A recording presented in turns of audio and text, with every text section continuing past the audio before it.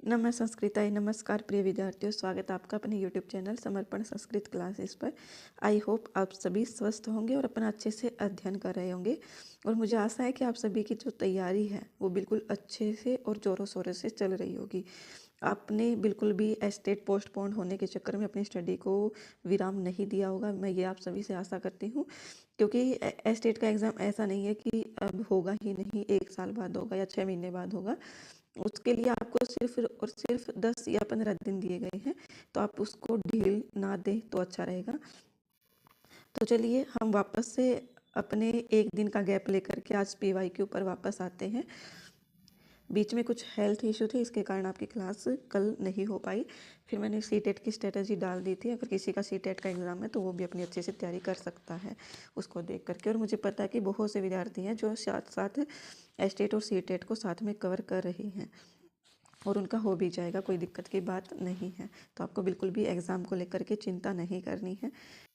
चलिए सबसे पहले तो मैंने पिछला जो हमारा पेपर सॉल्व करवाया था, तो उसमें मेरे से एक छोटी सी गलती हो गई थी। पता नहीं मेरा ध्यान कहाँ था और मैंने क्या टिक करवा दिया आप सभी को। तो वो जो हमारा क्वेश्चन था वो था वस प्लस तव्यत। आप सभी जानते हैं कि कुछ भी अगर मुझसे गलत हो जाता है तो मैं दूसरी क्लास में आपको बता देती हूँ। तो आपको बिल्कुल भी ये चिंता नहीं करनी है कि आपने वो गलत बता दिया था या कुछ भी। तो यहाँ पर हमारा वस प्लस तव्यत एक ऐसा प्रत्यय था और ये वस धातु थी।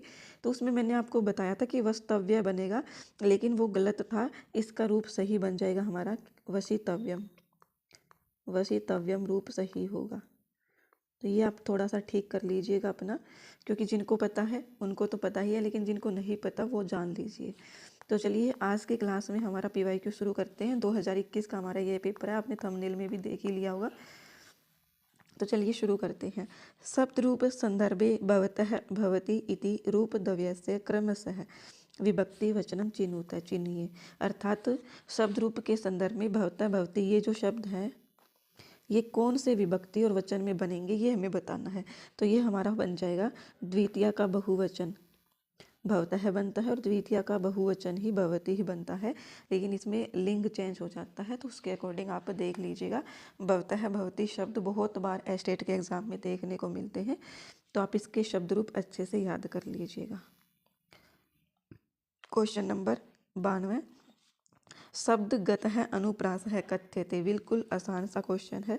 शब्दगत अनुप्रास क्या होता है? वो हमारा होता है लाटा अनुप्रास। क्या होता है? लाटा अनुप्रास। तो ये हमारा सही हो जाएगा। गुरुः शिष्यं पापाद वारयति वाक्यम एतत् अस्य उदाहरणं वर्तते। तो मैंने आपको कारक के चैप्टर में पढ़ाया था कि जहाँ पर भी वारयति धातु देखने को मिल जाए तो वारणार्थानाम ईप्सित है, इस धातु से उसमें क्या हो जाती है? पंचमी विभक्ति लग जाती है। तो यहाँ पर पापाद शब्द में पंचमी लग गई है।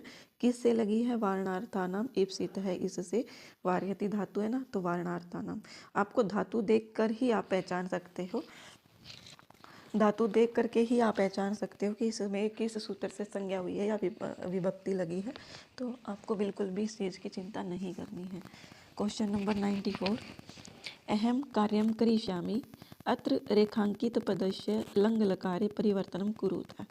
तो यहाँ पर हमें इसको लंग लकार में परिवर्तित करना है। तो क्या करेंगे हम? अहम कार्यम करिष्यामि, करिष्यामि हमसे सिर्फ और सिर्फ रेखांकित पद ही पूछा है, पूरा का पूरा नहीं करना है।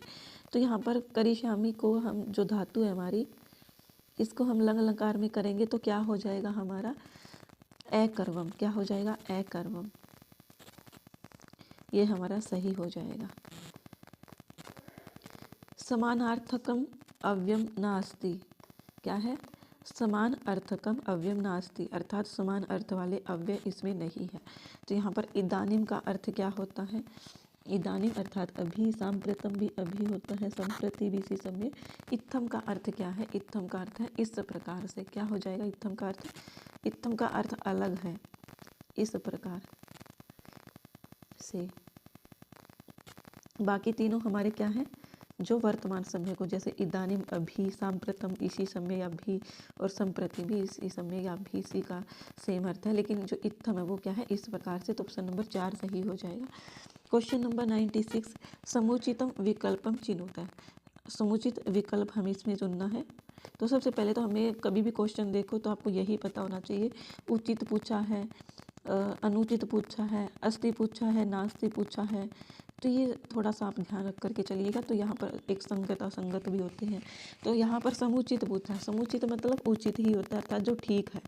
तो अहश्च रात्रिश्च अहोरात्रि ही क्या है, अहश्च रात्रिश्च अहोरात्रि नवानाम रात्रिणाम समाहार नवरात्र, ये नहीं होगा सही हमारा, और हमारा ये भी नहीं सही है, क्योंकि अहश्च रात्रिश्च अहोरात्रम हो जाता है नवरात्रि अतिक्रांतो रात्रिम अतिरात्र है, ये बिल्कुल ठीक है हमारा ऑप्शन नंबर 3, अतिक्रांतो रात्रिम अतिरात्र है। सप्तानाम अहनाम समाहार है सप्ताहम, ये भी गलत है। तो ऑप्शन नंबर 3 सही हो जाएगा, क्योंकि हमसे ठीक पूछा गया है। उपमान उपमेयो यत्र अभेदो भवति, वो अलंकार कौन सा होता है? तो ये बच्चा बच्चा जानता है, रूपक अलंकार। रूपक अलंकार ही एकमात्र ऐसा अलंकार है जिसमें उपमान और उपमेय में अभेद दर्शाया जाता है। तो कभी कभी हमें एग्जाम में ऐसा भी प्रश्न देखने को मिल जाता है कि उपमान और उपमेय में भेद होता है, अभेद होता है, या क्या होता है? तो ये आप ध्यान रखिएगा, अभेद होता है, अभेद। क्या होता है? अभेद। फिर आता है हमारा क्वेश्चन नंबर 98, बाह्य प्रयत्न कतिधा। तो सबको पता है आभ्यंतर प्रयत्न होते हैं हमारे 5, आभ्यंतर प्रयत्न 5 होते हैं, और बाह्य प्रयत्न 6 होते हैं। सॉरी क्या दिमाग में चला, बाह्य प्रयत्न हमारे 11 होते हैं। कितने होते हैं? 11। आभ्यंतर प्रयत्न 5 होते हैं, बाह्य प्रयत्न 11 होते हैं। तो हमारा कौन सा हो जाएगा? एकादशदा। क्या हो जाएगा? एकादशदा, अर्थात 11 प्रकार के होते हैं। अमुष्य पुस्तकम कुत्र अस्ति, अत्र रेखांकित पदस्य समुचित अर्थः कः। तो यहाँ पर उचित जो बताना है वो बताना हमें। तो अमुष्य की जगह लगाना है, तो यहाँ पर क्या हो जाएगा हमारा कि अमुष्य पुस्तकम कुत्र अस्ति, अस्य पुस्तकम कुत्र अस्ति, कस्य पुस्तकम तस्य यस्य। तो यहाँ पर हमें क्या सही बैठेगा? यहाँ पर तस्य, अर्थात उसकी पुस्तक कहाँ पर है। तस्य का अर्थ क्या होता है? उसकी। अस्मद् शब्दस्य द्वितीया विभक्तिः। क्या है? अस्मद् शब्दस्य द्वितीया विभक्तिः वैकल्पिक रूपाणि सन्ति। अस्मद् शब्द का द्वितीय विभक्ति में वैकल्पिक, तो ये मैं बताती हूँ आपको। इस पूरा शब्द रूप लिखवा दूँ? चलिए लिख ही देती हूँ मैं। अहम आवाम वयम,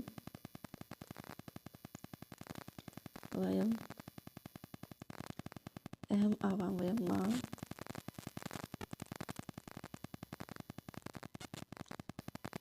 तो चलिए मैंने पूरा लिख दिया है, मैंने सोचा कि आपका ज़्यादा टाइम ना खर्च हो। तो क्या है कि अहम आवाम वयम माम आवाम अस्मान मया आवाभ्याम अस्माभिः मह्यम आवाभ्याम अस्मभ्यम मत आवभ्याम अस्मत् मम आवयोः अस्माकं मयि आवयोः अस्मासु। तो आपको आप बोलते रहते हो कि इम्पोर्टेंट शब्द रूप बता दीजिए, इम्पोर्टेंट। तो आप लिख लीजिए अहम। अहम मीन्स कि अस्मद और युष्मद का रूप तो हमेशा पूछा जाता है, और इनके वैकल्पिक रूप भी। तो आप ये दोनों तो पक्का याद ही कर लीजिए, चाहे रटिए या कैसे भी कीजिए, और लिख करके देखिएगा, ताकि आपकी विसर्ग की और उसकी कोई गलती न हो।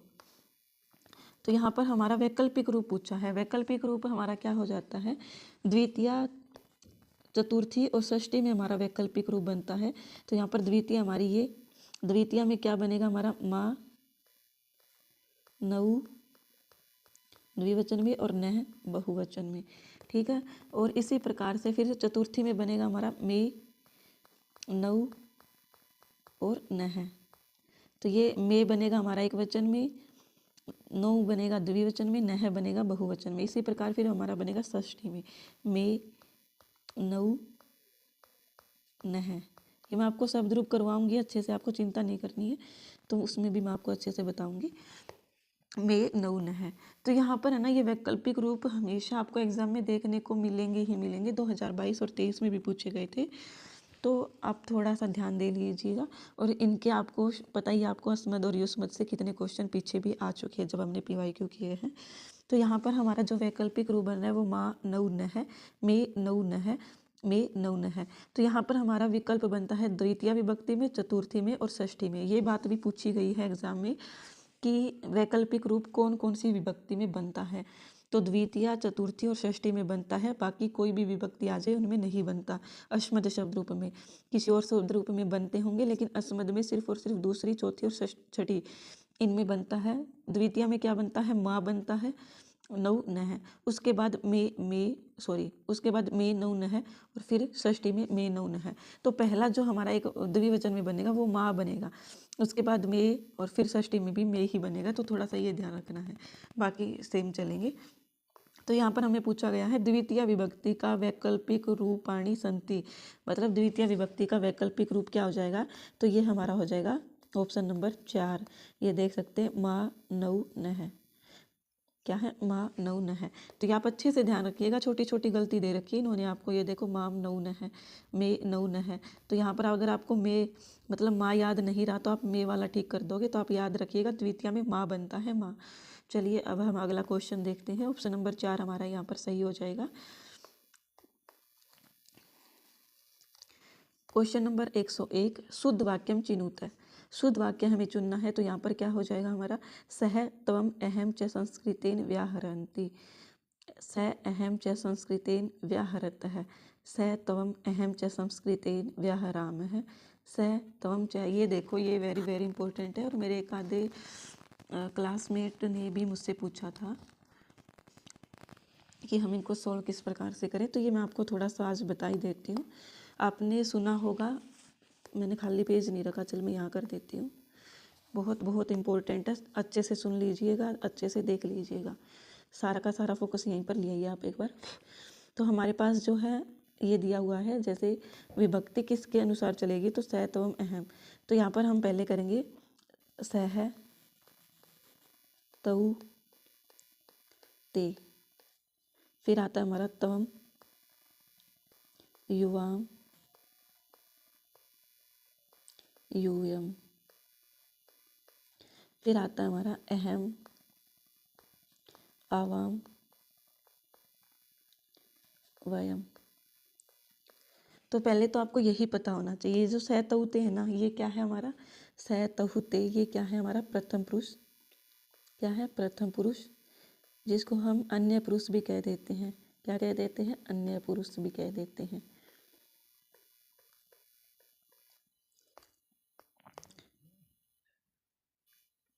फिर हमारा तवम युवाम यूयम, ये क्या है, तो तवम युवाम यूयम ये है हमारा मध्यम पुरुष। क्या है, मध्यम पुरुष। फिर हमारा ये जो तीसरा है अहम आवाम वयम, ये हमारा क्या है, तो ये हमारा है उत्तम पुरुष। क्या है, उत्तम पुरुष। तो ये आपको पता होना चाहिए प्रिय विद्यार्थियों। अगर ये नहीं पता होगा तो आप क्वेश्चन को सोल्व ही नहीं कर पाओगे। जैसे मान लीजिए आपने प्रथम पुरुष, जिसको हम अन्य पुरुष नाम से भी जानते हैं, तो ये हमारा क्या है, अर्थात हम किसी तीसरे के बारे में बात कर रहे हैं कि सह अर्थात वह, तौ अर्थात वे दो, और ते अर्थात वे सभी, जो हमारे पास नहीं है, ना ही तो बोलने वाला ना ही सुनने वाला, बल्कि किसी हम अन्य के बारे में बात कर रहे हैं। तो वो हमारा क्या होता है, प्रथम पुरुष होता है। प्रथम पुरुष को ही हम अन्य पुरुष के नाम से जानते हैं, अर्थात यहाँ पर वर्णन किसका होता है, किसी अन्य व्यक्ति के बारे में। दूसरा होता है हमारा तवम युवाम यूयम, उसको हम मध्यम पुरुष बोलते हैं। मध्यम पुरुष का मतलब क्या होता है, मध्यम पुरुष मीन्स कि हम, जैसे जो बोलने वाला होता है वो सामने वाले को बोल रहा है तुम, कि तुम खेलने जाओ, तुम केला खा लो, तुम यहाँ आ जाओ, या ऐसा कुछ भी। मतलब तवम का अर्थ होता है तुम, युवाम का अर्थ होता है तुम दोनों, यूयम का अर्थ होता है तुम सभी। तो ये मध्यम पुरुष के अंदर आता है। फिर हमारा आता है उत्तम पुरुष। उत्तम पुरुष के अंदर क्या होता है, अहम क्या होता है, मैं अर्थात मैं जोनी, आवाम अर्थात हम दोनों, और वयम कौन होता है, वयम होता है जैसे हम सब। वयम क्या होता है, हम सब। तो ये किस में आएंगे, ये हमारे आएंगे उत्तम पुरुष में। अब बारी आती है कि ये जो हमारे क्वेश्चन दिए गए हैं, इसमें क्रिया किसके अनुसार चलेगी। तो क्रिया ये नोट कर लीजिएगा, जब भी ऑप्शन के अंदर तीनों पुरुष दिए गए हो, क्या दिए गए हो, तीनों पुरुष दिए गए हो, एक यहाँ से पुरुष उठा लिया है, पुरुष मीन्स कि एक यहाँ से वर्ड उठा लिया, एक यहाँ से उठा लिया और एक यहाँ से उठा लिया, ऑप्शन में ये तीनों दिए गए हैं। इट मीन्स कि हमारी जो क्रिया चलेगी वो किसके अनुसार चलेगी? उत्तम पुरुष के अनुसार। किसके अनुसार चलेगी? उत्तम पुरुष के अनुसार। तो हमारी जो क्रिया होगी वो इसके अनुसार चलेगी। अगर मान लीजिए कोई ऑप्शन है हमारे पास, उसके अंदर त्वम अहम दे ही नहीं रखा, मीन्स कि उसके अंदर उत्तम पुरुष है ही नहीं कोई वाक्य के अंदर, तो हमारी क्रिया किसके अनुसार चलेगी? तब हमारी क्रिया चलेगी त्वम के अनुसार। त्वम के अनुसार मीन्स कि मध्यम पुरुष के अनुसार। जरूरी नहीं है कि ऑप्शन में त्वम ही हो, युवाम भी हो सकता है, यूयम भी हो सकता है। तो हमारी जो क्रिया है सेकंड नंबर पर इसके अनुसार चलेगी अगर ऑप्शन में अहम आवाम वयम में से कोई भी शब्द नहीं है तो। अगर अहम आवाम वयम में से कोई भी शब्द है तो क्रिया हमारी अहम आवाम और वयम शब्द के अनुसार ही चलेगी। तवम युवाम यूयम के अनुसार तब चलेगी जब हमारे पास अहम आवाम वयम नहीं होगा ऑप्शन के अंदर। और तम युवाम यूयम अहम आवाम वयम ये 6 के 6 अक्षर नहीं है तो हमारी क्रिया चलेगी सह तऊ ते के अनुसार। आई होप आप ये समझ गए होंगे। अब क्रिया चलने का मीनिंग ये नहीं है कि आपको, जैसे यहाँ पर सह तऊ ते दे रखा है, तो अगर मैं लिखती हूँ पठती पठतः पठन्ति, जैसे मैंने लिखा, मैं धातु लिख देती हूँ एक जो आसान सी है, भवती भवतः भवन्ति, भवती भवतः भवन्ति, भवसि भवसि भवतः भवत, भवामि भवाव भवाम, भवाव भवाम। तो ये हमारे पास देख लीजिए। अब ये हमारे पास क्या है? भवती शब्द जो है, भवती भवतः भवन्ति, ये क्या है? हमारा प्रथम पुरुष। भवसी भवतः ये हमारा मध्यम पुरुष है। और भवामी क्या है? हमारा उत्तम पुरुष है। क्या है? उत्तम। तो अगर मुझे अहम के अनुसार क्रिया चलानी है तो मैं भवामी लिखूंगी, आवाम के अनुसार मुझे क्रिया चलानी है तो भवाव लिखूंगी, वयम के अनुसार भवाम है लिखूंगी। ये आप समझ गए होंगे कि उत्तम पुरुष, मध्यम पुरुष, प्रथम पुरुष के अनुसार क्रिया किस प्रकार से चलती है। जैसे हमारा प्रथम पुरुष है भवती भवतः भवन्ति, तो यहाँ पर हमारा प्रथम पुरुष क्या है? स तऊ ते। तो जो अगर तऊ आ जाता है तो हमारा भवतः चलेगा, स आ जाता है तो हमारा भवती चलेगा, ते आ जाता है तो हमारा भवन्ति चलेगा। लेकिन ये कन्फर्म नहीं है कि भवन्ति ही चलेगा, ये हमें वाक्य पर डिपेंड रखना है कि कई बार ये भी हो सकता है कि ज़रूरी नहीं कि लट लकार की ही धातु दी गई हो, ऑप्शन के अंदर हमें धातु कोई और भी दी जा सकती है। जैसे लंग लकार दिया जा सकता है, भूतकाल अर्थ में दिया जा सकता है जिसमें हमें लंग लकार यूज करना पड़ेगा, भविष्य के अर्थ में दिया जा सकता है जिसमें हमें लिट लकार का उपयोग करना पड़ेगा। तो सबसे पहले मैं आपको जो समझाना चाह रही हूँ, मैं आशा करती हूँ कि आप समझ गए होंगे। अगर अब भी ना समझे ना तो भाई मैं तो अच्छा समझाती हूँ, आपको ही नहीं समझ में आ रहा, फिर भी नहीं समझ में आया ना तो आप मुझे कमेंट करके बता देना, फिर हम स्पेशल इसी के ऊपर एक क्लास रख लेंगे, कोई दिक्कत नहीं है। आपको समझ में आना चाहिए, बस बात ये है। और ये क्वेश्चन में हर बार देखने को मिलते हैं, कम से कम 1 या 2 प्रश्न। तो मैं नहीं चाहती कि आपका एक भी मिस हो, इसलिए आप प्लीज़ अब भी नहीं समझ में आया तो कमेंट करके बताइएगा। चलिए अब मैं आपको एक क्वेश्चन सॉल्व करवाती हूँ, उससे आपको थोड़ा बेटर समझ में आ सकता है। तो यहाँ पर हमारा क्वेश्चन है कि शुद्ध वाक्य में चुनना है। तो यहाँ पर हमारा शुद्ध वाक्य क्या हो जाएगा? शुद्ध वाक्य हो जाएगा हमारा, देखो, सह त्वम अहम च संस्कृतेन व्याहरन्ति। अभी मैंने बताया कि जो भवन्ति होता है, भवन्ति, भवन्ति किसके अनुसार चलेगी? भवन्ति चलेगी ते के अनुसार। ते मीन्स सह तऊ ते, तो ये भवन्ति हमारा क्या है? अन्य पुरुष है। क्या है? अन्य पुरुष। तो यहाँ पर भवन्ति की जगह व्याहरन्ति दे रखा है, इट मीन्स कि ये भी अन्य पुरुष की है। किसकी है? अन्य पुरुष की। और हमें दे क्या रखा है? हमारे ऑप्शन में अहम भी दे रखा है, त्वम भी और सह भी। तो हमारी क्रिया जो चलनी चाहिए वो अहम के अनुसार चलेगी, क्रिया अहम के अनुसार चलेगी, इसलिए यहाँ पर लेकिन चला रखिए यहाँ पर सह के अनुसार। सह भी नहीं दे रखा, मीन्स कि सह के अनुसार तो चला, सह के अनुसार ही रखिए, अर्थात अन्य पुरुष के अनुसार ही रखिए, क्योंकि यहाँ पर बहुवचन में इसलिए चलिए क्योंकि सह अर्थात वह एक हो गया, तुम अर्थात तुम 2 हो गए, और अहम अर्थात मैं, तो 3 लोग हो गए, इसलिए यहाँ पर बहुवचन चला रखा है। लेकिन यहाँ पर क्रिया सह के अनुसार चलेगी ही नहीं, क्रिया हमारा जब अहम दे रखा है तो अहम के अनुसार चलेगी, उत्तम पुरुष के अनुसार चलेगी। तो ऑप्शन नंबर 1 तो हमारा गलत हो जाएगा। क्रिया यहाँ पर सह के अनुसार चला रखी है जबकि चलनी चाहिए यहाँ पर अहम के अनुसार, तो ये हमारा गलत है। फिर हमारा दूसरा ऑप्शन, सह अहम च संस्कृतेन व्याहरत है।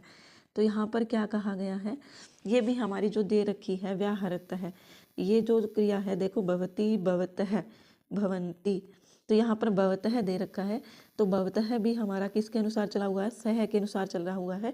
जबकि मैंने बताया कि अगर हमारे ऑप्शन में उत्तम पुरुष है तो क्रिया हमारी उत्तम पुरुष के अनुसार चलेगी, कि क्रिया हमारी किसके अनुसार चलेगी, अहम के अनुसार चलेगी। लेकिन यहाँ पर सह के अनुसार क्रिया चली हुई है, तो ये भी हमारा गलत हो जाएगा। ऑप्शन नंबर 3 सह त्वम अहम च संस्कृतेन व्याहराम है, तो यहाँ पर क्या हो जाएगा, सह त्वम अहम च संस्कृतेन व्याहरम है, तो यहाँ पर ये हमारा बिल्कुल सही हो जाएगा, क्योंकि अहम के अनुसार हमारी क्रिया चल रही है। मैंने बताया भवामी, भवा, भवाम है। तो इसी प्रकार से ये बहुवचन में आप बोलोगे कि मैम हमारा अहम तो एक वचन में, बहुवचन में कैसे चल गई, तो ये क्रिया ऐसे चल गई, सह एक इंसान हो गया, त्वम एक इंसान हो गया और अहम एक इंसान हो गया, तो टोटल ये 3 लोग हो गए, एक नहीं है ये 3 हो गए, और 3 हो गए तो क्रिया हमारी किस में चल पड़ी, बहुवचन में चल पड़ी। और ये बिल्कुल ठीक है, क्योंकि ये क्रिया जो है अहम के अनुसार चली है, किसी और के अनुसार नहीं चली है। जहाँ पर भी आपको उत्तम पुरुष दिया मिलेगा ना, तो क्रिया उत्तम पुरुष के अनुसार चलेगी। अगर आपको मध्यम उत्तम पुरुष दिया नहीं गया है और मध्यम पुरुष दिया गया है, तो क्रिया मध्यम पुरुष के अनुसार चलेगी, और सबसे लास्ट में हमारी अन्य पुरुष के अनुसार, प्रथम पुरुष के अनुसार क्रिया चलेगी। तो ये आप ध्यान रखिएगा। और ये भी हमारा ऑप्शन नंबर 4 गलत है, ऑप्शन नंबर 3 सही हो जाएगा, और हमसे शुद्ध वाक्य ही पूछा गया था। आई होप आपको ये क्वेश्चन समझ में आया होगा। चलिए क्वेश्चन नंबर 102, अव्यय भावस्य उदाहरणम नास्ति, अव्यय भाव का उदाहरण नहीं है, तो ये हमसे पूछा गया है। तो यहाँ पर उपगंगम, गंगायास समीपम, इसका हो जाएगा सचक्रम चक्रेण सहितम अतिनिद्रम निद्रा संप्रति न युज्यते, इनका विग्रह हो जाता है। तो ये हमने सभी किस में पढ़ा है, अव्यय भाव समास में पढ़ा है। लेकिन अनागतम कभी भी अव्यय भाव समास में नहीं पढ़ा जाता। ये क्या होता है, नया तत्पुरुष समास। क्या होता है, नया तत्पुरुष समास। अनागतम अर्थात न आगतम, अनागतम, ऐसा करके इसका विग्रह होता है। उपगंगम का विग्रह क्या है, उपगंगम का विग्रह है गंगाया, गंगाया समीपम, समीपम। सचक्रम का क्या है, चक्रेण युगपत, क्या है, चक्रेण युगपत सचक्रम। और अतिनिद्रम का क्या है, निद्रा संप्रति न युज्यते, निद्रा संप्रति न युज्यते, अर्थात निद्रा जो है अभी इसी समय युज्यते ठीक नहीं है। तो ऐसा हमारा विग्रह होता है इन सभी का। तो ये हमारे अव्यय भाव समास में प्रयोग किए जाते हैं।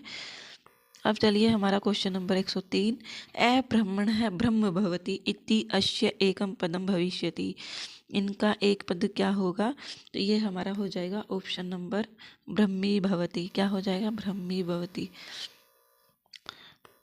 शुद्ध वाक्यम वर्तते, शुद्ध वाक्य हमें बताना है, तो वो हमारा हो जाएगा गंभीरम एतत् जलाशय, गंभीरम एतत् जलाशय है, गंभीरम इदम जलाशयम, गंभीरो अयम जलाशय है। तो यहाँ पर ये जो हमारा है अयम क्यों दिया गया है, क्योंकि आप सभी ने पढ़ा होगा जो जलाशय है ये कोई नपुंसक लिंग नहीं है, पुल्लिंग में है। तो अयम जो है ये भी पुल्लिंग में ही है। तो यहाँ पर हमारा इसी के अकॉर्डिंग चलेगा, जलाशय के अकॉर्डिंग शब्द रूप। तो यहाँ पर एतत् एतत् इदम इसी कारण से नहीं आए, अयम है। तो ऑप्शन नंबर 4 हमारा शुद्ध हो जाएगा। ऋग्वेदे दशम मंडलस्य 121 तमम सूक्तम अस्ति, 121 10 121 कौन सा सूक्त है, 10 121 नंबर वाला सूक्त कौन सा है, तो ये हमारा हो जाता है हिरण्य गर्भ सूक्त। क्या है, हिरण्य गर्भ सूक्त, ये हमारा हो जाता है।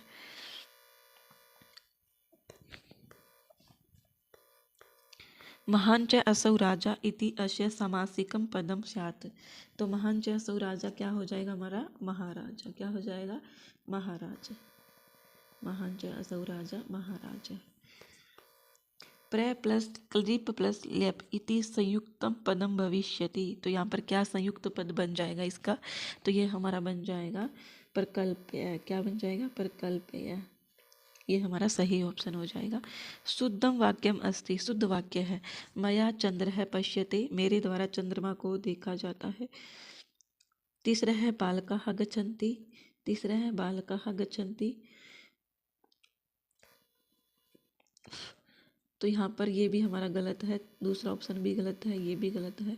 अहो विधि ही बलवान, तो ये हमारा ऑप्शन नंबर 3 बिल्कुल सही है। त्रयः बालिका आगच्छन्ति। तो ये मैंने आपको विशेषण में करवाया था अच्छे से। अगर आपने विशेषण विशेष्य की क्लास नहीं देखी है तो जा कर के देखिए, फिर जाकर आकर के वापस आप इस क्वेश्चन को सोल्व कीजिए। अगर आपका गलत होता है तो मुझे बता देना। ये गलत क्यों हो रहा है? तो सबसे पहले तो आपको संख्या वाले शब्द रूप आने चाहिए, संख्या का ज्ञान होना चाहिए। मीन्स की तीसरा शब्द किस में प्रयोग किया जाता है? पुल्लिंग में, स्त्रीलिंग में, नपुंसकलिंग में। इसी प्रकार से यहाँ पर बालिका है अगर, तो यहाँ पर बालिका के साथ क्या आना चाहिए? तो ये सब आपको संख्या का ज्ञान होगा तभी आ पाएगा।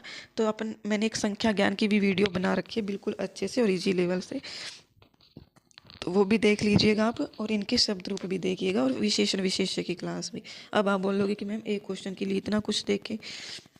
अगर क्वेश्चन को आपको रटना नहीं है और क्वेश्चन को चीज़ों को समझना है तो क्लास तो वही देखनी पड़ेगी, बाकी आपकी मर्जी है। आप तो हमारा सही हो जाएगा अहो विधि बलवान है, क्योंकि यहाँ पर बालका है, बालका। तो यहाँ पर हमारी जो बालका शब्द है ये पुल्लिंग का है, तो यहाँ पर ये तीसरा न होकर के त्रय बालका आएगा। और इसी प्रकार से यहाँ पर ये बालिका है तो यहाँ पर त्रय न होकर के तीसरा आएगा। स्त्रीलिंग और इसका ही फर्क है, इसमें पुल्लिंग का बस। तो यहाँ पर हमारा तीसरा ऑप्शन सही है। अधोलिखितेषु कस्य अष्टादश भेदा भवन्ति।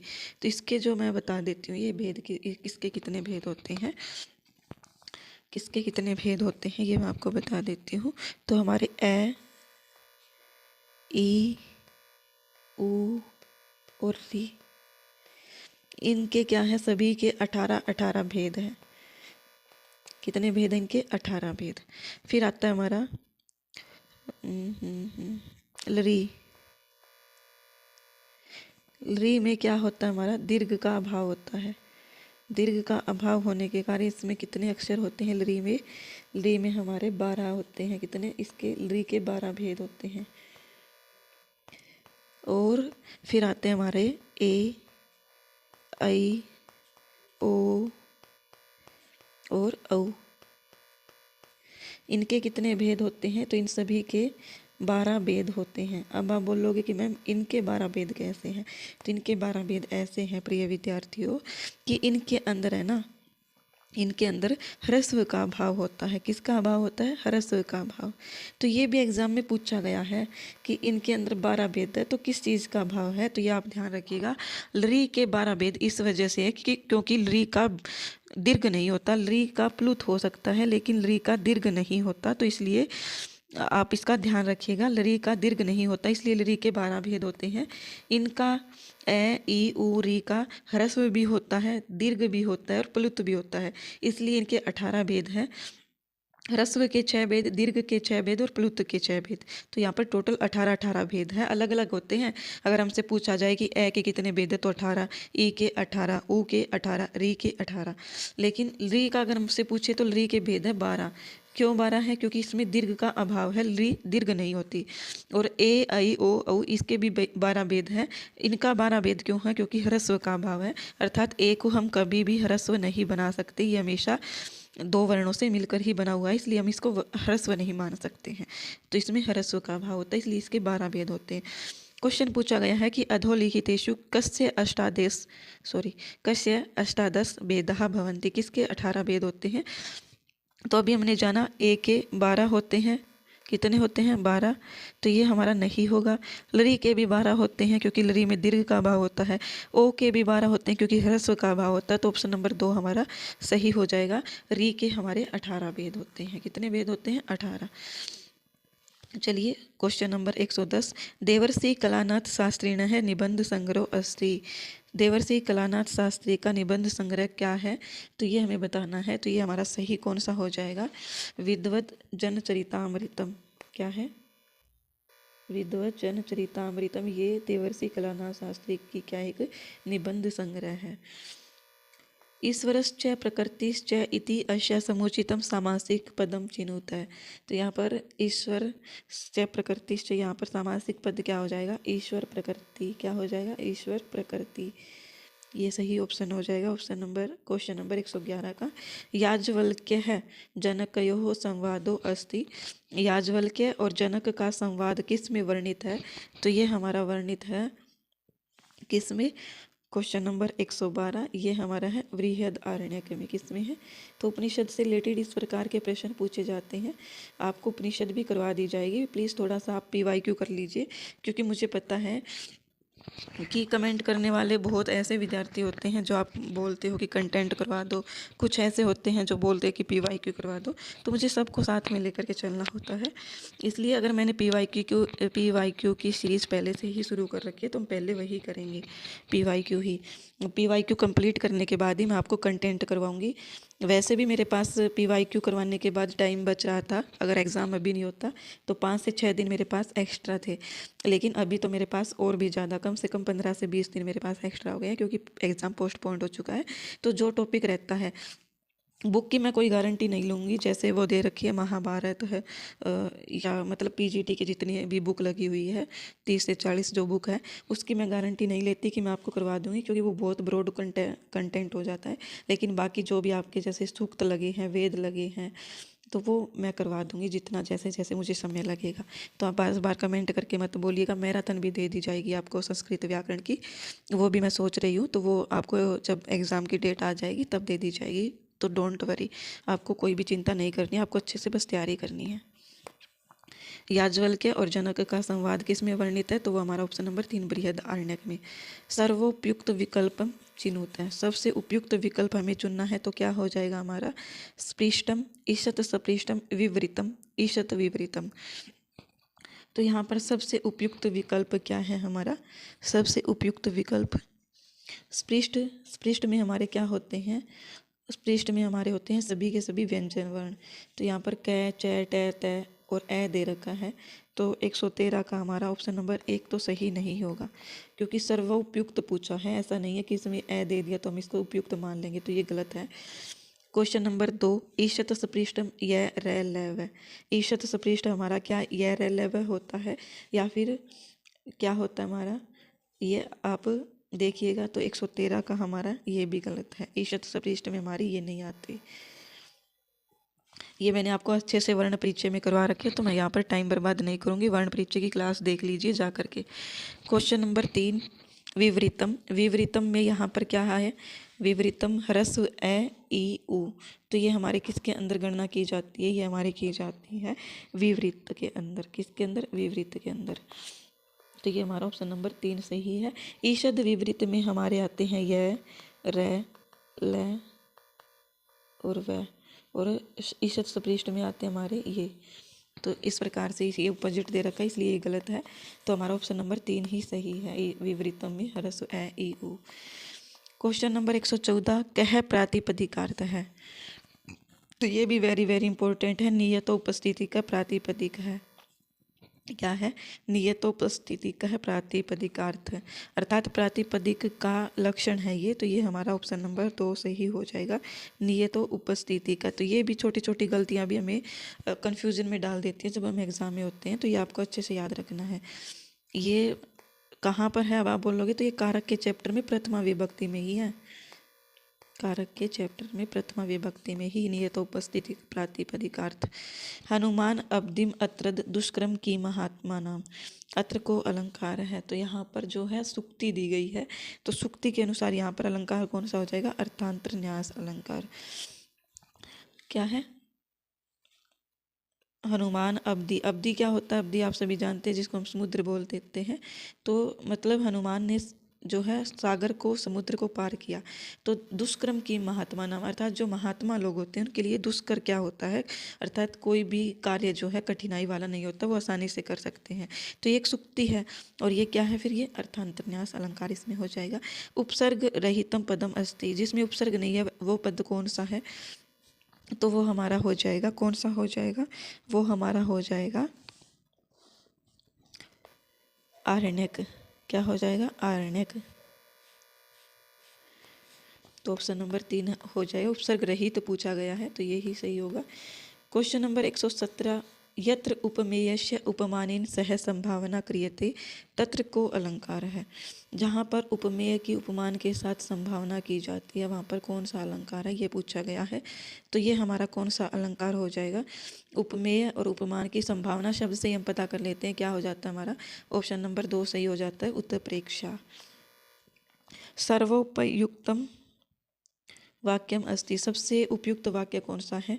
सा यदा आगमिष्यति मम गृहं हय आगच्छ अलम अतिविस्तरेण सह सवह आगत है। तो यहाँ पर हमारा सही ऑप्शन हो जाएगा अलम अतिविस्तरेण। क्या है? अत्यधिक विस्तार मत करो। सत्री प्रत्यांतः समुचितः प्रयोगो अस्ति, सत्री प्रत्यय के समुचित प्रयोग हमें बताने हैं, तो वो क्या हो जाएगा? हमारा समुचित प्रयोग बताना है तो ऑप्शन नंबर 119 का अस को क्या हो गया? सन हो गया। क्या हो गया? सन। ऑप्शन नंबर 3 सही है। पृथुकार्थ सवर पात्रम भूषित निशेषः परिजनम देव विलसत करेणु गहनम संप्रति सममावयोः सदनम। अर्थ को अलंकार है। क्या है? पृथुकार्थ स्वर पात्रम भूषित निशेषः परिजनम देव विलसत करेणु गहनम संप्रति समम आवयोः सदनम। तो यहाँ पर पृथुकार्थ शब्द से ही हमें पता लग रहा है कि यहाँ पर दो अर्थ चिपके हुए हैं। तो यहाँ पर हमारा सही क्या हो जाएगा? श्लेष अलंकार हो जाएगा। क्या हो जाएगा? श्लेष अलंकार। जब मैंने करवाया अलंकार तो शायद मैंने यही ऑप्शन आपको करवा रखा है, क्वेश्चन उदाहरण करवा रखा है उसके अंदर। दैत्येभ्यो हरिः। क्या है? दैत्येभ्यो हरिः प्रभुः शक्तः अलम शब्दा। अनुपयुक्त पदम किम। अनुपयुक्त पूछा गया हमें, तो हमें अनुपयुक्त बताना है, तो वो क्या हमारा होगा? शब्दा। क्या हो जाएगा? शब्दा अनुपयुक्त है। बाकी ये प्रभु अलम शक्त है, ये सब सही है। क्वेश्चन नंबर 122 लोप संज्ञा सूत्रम अस्ति। ये तो बिल्कुल आसान सा है। तस्य लोप से लोप संज्ञा सूत्र होता है। ऐदर्शनम लोप है, क्या करता है? तस्य लोप से लोप हो जाता है। तस्य लोप तो लोप का विधान करता है। क्या करता है? लोप का विधान। जैसे विभक्ति वाले और संज्ञा सूत्र वाले आ रहे थे, इसी प्रकार से ये लोप कर देता है। और ऐदर्शन लोप, ये हमारा क्या है? लोप संज्ञा सूत्र है। क्या है? लोप संज्ञा सूत्र है। ऐदर्शनम लोप है। ऑप्शन नंबर 2 हमारा सही हो जाएगा। हलंतम क्या है हमारा? इत संज्ञा सूत्र है। उपदेश अजनुनासिक इत भी क्या है? इत संज्ञा सूत्र है। नवुल प्रत्यांत है प्रयोगो नास्ति। नवुल प्रत्यय का प्रयोग किस में नहीं हुआ है? तो ध्री प्लस नवुल धारक है बनता है। नास्ति पूछा गया है हमसे, तो 123 का ऑप्शन नंबर 4 सही हो जाएगा। क्योंकि यहाँ पर क्या प्रत्यय लगा है? पाकः शब्द में लगा है पच प्लस घ प्रत्यय। घ प्रत्यय लगने से क्या बन गया है? पाकः बन गया। ऑप्शन नंबर 4 होगा। बाकी सभी में क्या हमारा नवुल प्रत्यय लगा है, प्रस्तावक में भी, धारक में भी और वर्धक में भी। अव्यपदम नास्ति। इनमें से अव्यपदन कौन सा नहीं है? तो प्रातः है, नमः है, अधः है, लेकिन यातः नहीं है। क्या नहीं है? यात है। अव्यपद नहीं है। तो ऑप्शन नंबर 4 सही हो जाएगा। वरम एको गुणी पुत्रो न च मूर्ख शतानि अपि एकश्चंद्रस्तमो हन्ति न च तारा सहस्रकम। यहाँ पर ये सूक्ति क्या कहती है? इसमें कहा गया है कि 100 मूर्खों से अच्छा तो एक श्रेष्ठ पुत्र है, एक पुत्र ही हो जाए, वही अच्छा है। जैसे जो एक चंद्रमा है वो पूरे के पूरे प्रकार अंधकार को हर लेता है, लेकिन ढेर सारे तारे अंधकार को नहीं हर सकते हैं। अगर चंद्रमा दिखाई ना दे तो ढेर सारे तारों से जो है अंधकार को ख़त्म नहीं किया जा सकता, इसलिए ऐसा इसमें किया गया है। तो यहाँ पर आहत्य कति अव्यपदानी, अव्यपद पूछे गए हैं। तो यहाँ पर अव्यपद कितने हैं? तो ये हमारा हो जाएगा 6 अव्यपद है इसके अंदर। कितने हैं? 6। अब कौन कौन से हैं ये आप छांट लीजिएगा। हमारे इसके अंदर 125 नंबर क्वेश्चन में 6 अव्यपद है। आधारो अधिकरणम अत्र आधार है कतिविध है। आधारो अधिकरण में आधार 3 प्रकार का है, सभी जानते हैं, अच्छे से बता रखा है। यथा उचितम मेलनम कुरुत। तो आपने एक बात नोट की, आप आज तक जितने भी क्वेश्चन किए ना कारक से रिलेटेड, और जिसमें सप्तमी विभक्ति के क्वेश्चन पूछे गए हैं, और वो भी सप्तमी विभक्ति से कुछ नहीं आ रहा, बाकी सिर्फ और सिर्फ आ रहे हैं, तो हमारे कारक आधार अधिकरण कारक के जो प्रकार है, आधार के जो प्रकार है, वही पूछे जा रहे हैं। कहीं पर टोटल प्रकार कितने ये पूछ लिए जाते हैं, कहीं पर उनके उदाहरण पूछ लिए जाते हैं, तो ये आप जरूर देख लीजिएगा। यथा उचितम मेलनम कुरुत है, तो यहाँ पर हमें उचित मेल करना है। तो ये हमें संख्या पता ही है किसकी कितनी है। शार्दुल विक्रीडितम में 19 अक्षर होते हैं, तो 19 को हम 4 से अगर गुणा करें तो कितना हो जाएगा? मेरी कैलकुलेशन तो जमा ज़बरदस्त था। 20 चौक 80 और 80 से मैंने 4 घटा दिए तो 76 हो जाएंगे। तो हमारा ऑप्शन नंबर ये हो जाएगा सही। 56 किसके अंदर आते हैं? तो मंदाक्रांता में हमारे 17 होते हैं। और तो वसंत तिलका में हमारे 14 चौक 56 और 17 चौक 68, 15 चौक 60। तो हमारा कौन सा ऑप्शन सही हो जाएगा बता देती हूँ मैं। देखो, शार्दुल विक्रीडितम 76, मालिनी 60, मंदाक्रांता 68, वसंत तिलका 56। अब आप देख लीजिएगा कौन सा ऑप्शन सही है। मैंने बता दिया। कहाँ पहुँच गए? शिखरिणी छंदसः उदाहरणम अस्ति न जाने भोक्तारम कम एवं समा। हम शिखरिणी छंद को जानने के लिए कुछ नहीं करेंगे, सिर्फ अक्षर गणना करेंगे। 1 2 3 4 5, 1 2 3 4 5 6 7, क्या है 1 2 3 4 5 6 7 8 9 10 11 12 13 14 15 16 17। ये तो नहीं होगा। शिखरिणी के अंदर कितने अक्षर होते हैं? हरि, शिखर, पर, मंद, चल, मंदाक्रांता में अगर 17 है तो इसमें 17 ही गिने थे ना। 1 2 3 4 5 6 7 8 9 10 11 12 13 14 15 16 17, 17 ही है इसके अंदर। तो 128 का हमारा ऑप्शन नंबर 1 ही सही हो जाएगा। हमें आगे जाने की आवश्यकता ही नहीं है। लेकिन आपको एग्ज़ाम में करना ही करना है, सभी की गणना करनी है। कहीं हो सकता है कि आपने गणना करने में गलती कर दी हो, तो आप एग्ज़ाम में जब करो तो चारों के चारों चेक करिएगा। 129 कादम्बर्यां तारापीडस्य पत्न्याः नाम आसीत्। कादम्बरी में तारापीड की पत्नी का नाम क्या है? तो वो हमारी कौन है? 129 की विलासवती। कौन है? विलासवती तारापीड़ की पत्नी का नाम है। तारापीड़ कौन है? चंद्रापीड़ के पिता है। तो विलासवती कौन हो गई? चंद्रापीड़ की माता हो गई है। रावण है डैश क्रुध्यति। रावण किस पर क्रोध करता है? तो रावण करता है मंदोदरी पर। अब मंदोदरी में कौन सी विभक्ति लगेगी? तो वो हमारा हो जाएगा मंदोदरी। क्या हो जाएगा? मंदोदरी। शुद्धम वाक्यम चिनुत है, शुद्ध वाक्य चुनना है। तो मैंने ये आपको बताया था, अगर आपको याद हो। ये किसका उदाहरण है? तो ये है हमारा उदिते सवित्री कमलानी विक्षंती कमलम विक्षति। तो ये हमारा जो ऑप्शन है वो है उदिते सवित्री कमलानी विक्षंती। तो ये हमारा ऑप्शन कहाँ से है? यस्य च भावेन भाव लक्षणम में। और यही सेम एज इट डिटो उठा करके 2022 में भी पूछा गया है। यस्य च भावेन भाव लक्षणम, इसका ये उदाहरण है। अर्थात सूर्योदय के होने पर क्या होता है? कमल खिलता है। तो यहाँ पर हमारी जो पहली क्रिया होती है उसमें सप्तमी लगती है। रामायणी कथाम आधृत्य रचितम हनुमान नाटकम कस्य कृति अस्ति। हनुमान नाटक किसका है? तो ये सभी जानते हैं। किसकी है हनुमान नाटक रचना? दामोदर मिश्र की। किसकी है? दामोदर मिश्र की है। Question number 133। हितोपदेशस्य कथा आरंभे पाटलिपुत्रस्य कै राजा। हितोपदेश में राजा कौन है? तो हमारा राजा कौन हो जाएंगे हितोपदेश के राजा? तो ये हमारे हो जाएंगे सुदर्शन। कौन हो जाएंगे? सुदर्शन। तो ये ध्यान रखिएगा। पंचतंत्र के राजा भी पूछे जा सकते हैं, तो वो भी देख लीजिएगा, और हितोपदेश के भी दोनों ही। यथा उचितम विकल्पम चिनुते। तो यहाँ पर उचित विकल्प हमें चुनना है। तो 134 का हमारा ऑप्शन नंबर हरि प्लस अवदत उत विसर्ग, ये तो कुछ बात नहीं बनी, गलत है। कह प्लस चित कश्चित सत्व विसर्ग नहीं। एषः प्लस विष्णु एष विष्णु विसर्ग लोप है। तो यहाँ पर एषः का विसर्ग का लोप हो गया है। तो हमारा ऑप्शन नंबर 3 सही हो जाएगा 134 का। अद्रः किसलय राग है कोमल विटप अनुकारिणी बाहु। अत्र किम छंद है? तो यहाँ पर छंद क्या है? तो यहाँ पर हम अक्षर गणना करेंगे।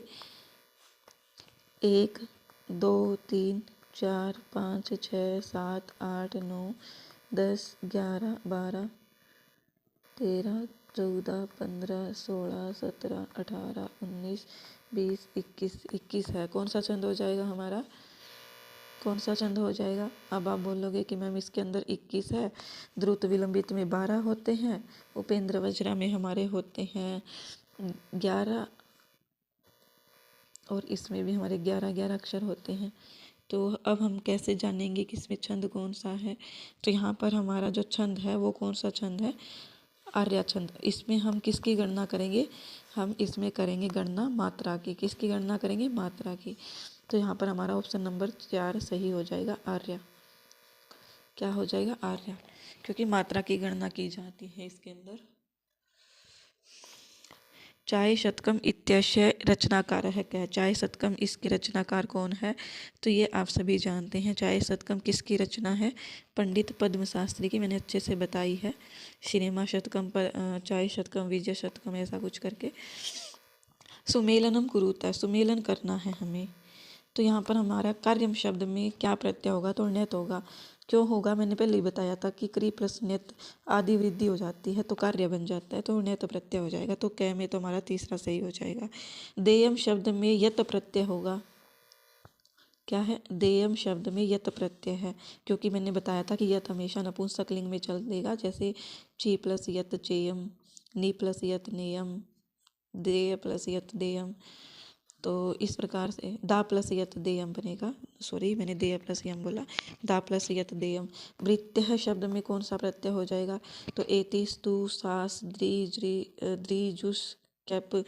तो इस प्रकार से हमारा आदाय में हमारा लेप प्रत्यय हो रहा है, तो बचा हुआ हमारा वृत्य कैप ही होगा। आदाय में दा धातु है और आंग उपसर्ग है, तो यहाँ पर जहाँ पर भी उपसर्ग पहले लग जाता है वहाँ पर लेप प्रत्यय हो जाता है। ये आप देख लीजिएगा, पहला दूसरा तीसरा मैंने आपको ये सॉल्व करके बता दिया है। 138 शुद्धम सूत्रम अस्ति अदेंग गुणः गलत है। 138 का अदेंग गुणः नहीं होगा, अदेंग गुणः होगा, तो ये हमारा गलत है। वृद्धि रेची, तो वृद्धि रेची एक मात्रा होगी, ये भी गलत है। फिर है तीसरा हमारा क्या है? एंगी पदांतादति, तो यहाँ पर हमारा तीसरा भी क्या हो जाएगा? तीसरा भी हमारा एंगी पदादांत अति, ये भी गलत है। एंग पदादांत, क्या बोल रही हूँ, एंग पदांताद अति ऐसा होगा। चौथा हमारा है एंगी पर रूपम, जो बिल्कुल सही है और सही सूत्र ही पूछा गया है हमसे। देख लीजिए, सूत्र से रिलेटेड ऐसे भी क्वेश्चन पूछ लिए जाते हैं। सुमेलनम कुरुतः अनुस्वारस्य यही प्रस्वरण है, दिक्पाल है। तो यहाँ पर ये क्या हमारा सही हो रहा है? मुझे तो नहीं लग रहा। हमारा सही होगा ऑप्शन नंबर 1 का ऑप्शन नंबर 4 दिंगनाग है। क्या हो जाएगा? अनुस्वारस्य यही प्रस्वरण है। क्या हो जाएगा? कै का दूसरा सही है अंक। अच्छा, याद नहीं रहा, सॉरी। प्रस्वरण हो रही है यहाँ पर संधि, तो यहाँ पर हमारा अंक सही हो जाएगा। जैसे मैंने अम प्लस कित में बताया था, तो यहाँ पर कै का हमारा 5वां हो रहा था, कै का 5वां अर्थात कै वर्ग का 5वां, तो गै हो रहा था, तो इसी प्रकार से अंक। तो ये हमारा पहले ऑप्शन का दूसरा सही है। यरो अनुनासी के अनुनासी को वा, इसका हमारा सही कौन सा हो जाएगा? तो ये हमारा हो जाएगा ऑप्शन नंबर 4 दिंगनाग। क्या हो जाएगा? दिंगनाग। खरीचय से हमारा हो जाएगा दिक्पाल, और नश्चव्य प्रशान से कस्मिंश्चित, इसी प्रकार से ये हमारा सही हो जाएगा। 2 3 1 4 सही है बिल्कुल। सर्ग संख्या अनुसारम सुमेलितम कुरुत, बिल्कुल आसान सा प्रश्न है, बच्चे कर सकते हैं। किरातार्जुनीयम में हमारे जो है कितने सर्ग है? 18, शिशु में 20, नैषद में 22, रघुवंश में 19। तो बिल्कुल आसान सा प्रश्न है, देखते ही आपका सोल्व हो जाएगा। वैसे एक बात, हमारा जो संस्कृत का सब्जेक्ट होता है ना, वो टाइम बर्बाद नहीं करता हमारा बिल्कुल भी। आता है तो फटाफट करो, ना आता है तो 1 घंटा बैठा रहो चाहिए। नकारांत पुल्लिंग शब्दों नास्ति, नकारांत पुल्लिंग शब्द नहीं है, तो यहाँ पर हमारा पुल्लिंग शब्द कौन सा नहीं है जो नकारांत है? तो कौन सा सही हो जाएगा? ये हमारा हो जाएगा यतीनाम। ये नकारांत पुल्लिंग शब्द नहीं है, बाकी ये सभी दंडिन है, मानिन है, शिल्पिन है, तो ये हमारे नकारांत पुल्लिंग शब्द है, लेकिन यतिनाम नहीं है। वर्तनी दृष्टिया शुद्धम अस्ति, वर्तनी की दृष्टि से शुद्ध होगा। क्या शुद्ध होगा? तो ये हमें बताना है। वर्तनी की दृष्टि से शुद्धम अस्ति, तो यहाँ पर हमारा सही ऑप्शन हो जाएगा आगत्य जित्वा छित्वा त्यक्त्वा। 142 का ऑप्शन नंबर क्या हो जाएगा? आ गम और लेप प्रत्यय। तो यहाँ पर क्या सही होगा हमारा? ऑप्शन नंबर 3 शुद्ध छित्वा शुद्ध हो जाएगा हमारा, बाकी ये नहीं है। पंचतंत्रस्य अंतिम तंत्रम वर्तते। पंचतंत्र का अंतिम तंत्र क्या है? अपरीक्षित कारकम। क्या हो जाएगा हमारा? अपरीक्षित कारकम। 143 का ऑप्शन नंबर 2 सही हो जाएगा। त्रिमुनि यति युताम श्रगद्रा कीर्तितेयम, बिल्कुल आसान सा है, तो ये हमारा श्रगद्रा हो जाएगा, ऑप्शन नंबर 2 सही हो जाएगा। टाप प्रत्यय से समुचित है विकल्पो अस्ति। टाप प्रत्यय का समुचित विकल्प है तो वो हमारा कौन सा हो जाएगा? पाचक टाप, पाचका, संक टाप, संका, मामक, सर्व का। 146 का हमारा ऑप्शन नंबर 3 सही हो जाएगा। संख्या में टाप प्रत्यय है। समुचितम युगमम चिनुत है। समुचित युगम हमें चुनना है तो यहाँ पर हमारा क्या हो जाएगा? जगन। ये सभी को आता ही होगा। यमाता राजभान सलगा, जिसने छंद नहीं देखे जाकर के छंद देख लीजिए। सह डैश च अंतरा उपविष्ट है। तमाम माम च अंतरा उपविष्ट है, तो यहाँ पर ऑप्शन नंबर 148 का एक ही सही हो जाएगा। मैंने ये सेम एग्जाम्पल आपको करवाया था। संधि दृष्टिया संगतम विकल्पम अस्ति। संधि की दृष्टि से संगत विकल्प में बताना है तो तव लकार में यण संधि है क्या? नहीं है, तो ये हमारा बिल्कुल गलत है। वृक्षे अस्मिन में पररूप नहीं है, पूर्व रूप है। उड्डीन है में सचुत्व संधि, उड्डीन में सचुत्व संधि नहीं है। तत् श्लोकेन में तत् प्लस श्लोकेन छत्व संधि है, बिल्कुल सही है, ऑप्शन नंबर 4 सही हो जाएगा। जस प्रत्याहारे वर्णा बनती, तो ये अगर आपको प्रत्याहार भी बनाने नहीं आते तो प्रत्याहार की क्लास देखिए जा करके। तो झस प्रत्याहार में कौन कौन से वर्ण गिने जाएंगे? तो वो हमारे होंगे, 10 प्रत्याहार के अंदर हमारे होंगे गै, जय, डै, दैव है। ये हमारे जस प्रत्याहार के अंदर इनका सीक्वेंस चेंज कर दिया गया है, तो ये आप देख लीजिएगा। आई होप आपको क्लास अच्छी लगेगी। क्लास को शेयर करना मत भूलिएगा। धन्यवाद, बने रहे हमारे साथ इसी प्रकार से।